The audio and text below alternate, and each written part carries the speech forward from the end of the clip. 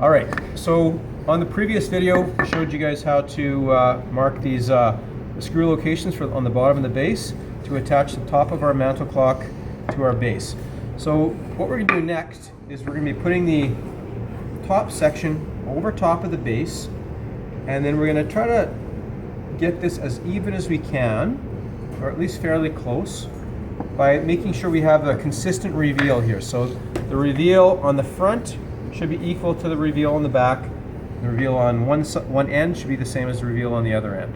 Okay, what you can do next is get one of the longer trigger clamps. See how these are two lengths here, two different lengths? So the longer of the two would go right in the center here, holding the base to the top here, or the top to the base.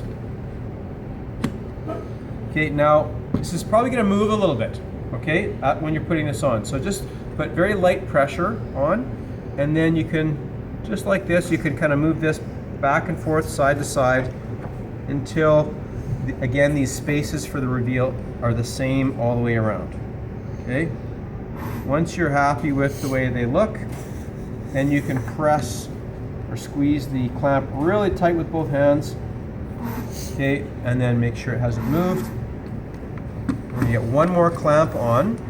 Okay, and that clamp is going to go where this little curve starts underneath the end of the base there, to basically right there. Okay, squeeze out a little bit. So now we know this isn't going to move. Okay, once we have this all ready to roll, we're going to put this into the vise.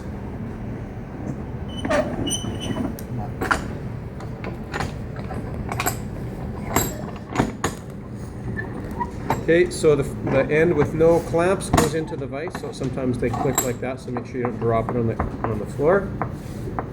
All right, now what we're going to do is we're going to get a countersink bit, put that into the drill, cordless drill, and we're going to be using 1 3/4 inch screws. So make sure you use the countersink bit that's just slightly shorter than the 1 3/4 inch screws. There's another size that's smaller, so make sure you use this size.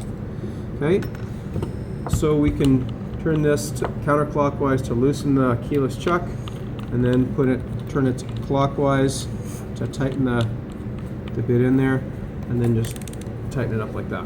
Okay, make sure we're on number 2 speed for the faster speed for drilling. Also press the button that points forward so that we're in the correct direction for drilling. Okay, next what we're going to be doing is we're going to be drilling kind of in sort of 2 stages here. So I'm going to press the trigger all the way. I'm going to drill down most of the way down, then lift it back up while it's still moving, and then I'm going to go back down until I'm just past the angled portion of the wide part of this drill bit here. Okay, you guys will see how far I go in a second. Okay, so make sure you're nice and straight up and down. If you need to get someone to watch from one end to see if you're crooked or not, or straight up and down, then you could always get a friend to help you with that.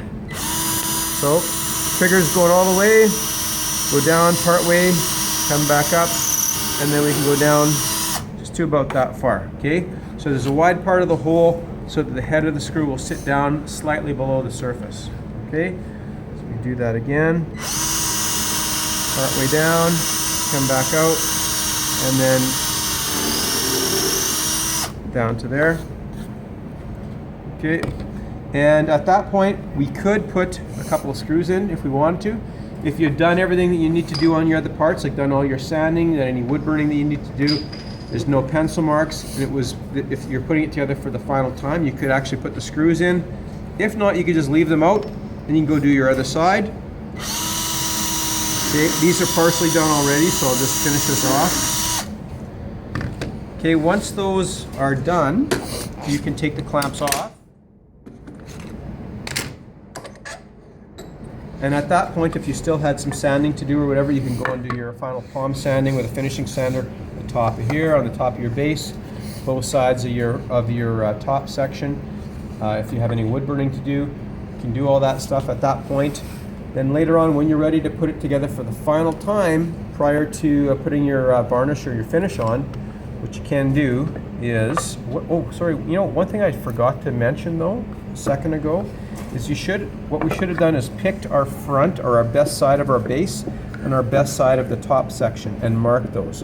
Because right now the screws will line up properly if it's one direction, but if it's reversed, they might not line up.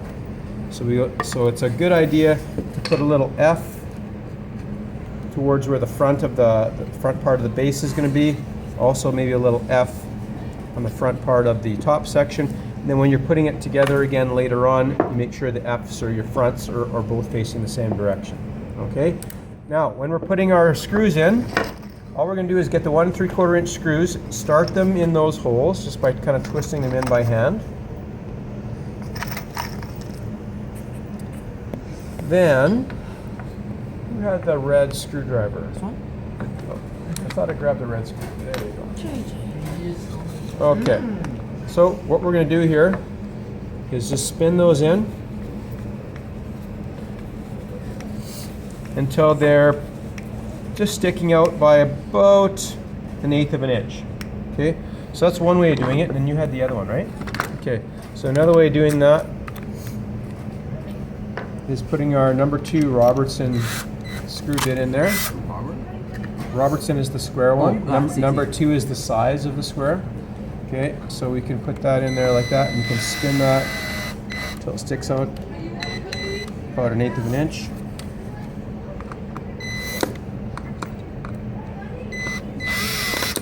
Whoa.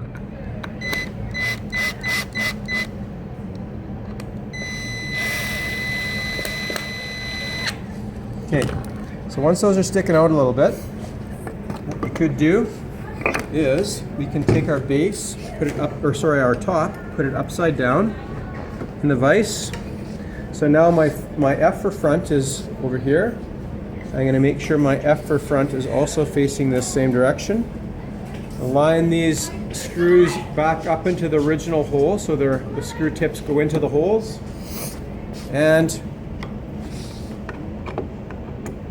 at that point you could tighten them down and you'll be good to go. It's a good idea to just do this by hand with a screwdriver instead of with a drill.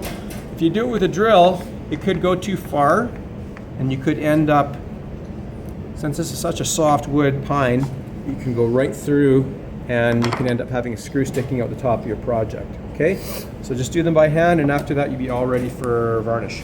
Okay.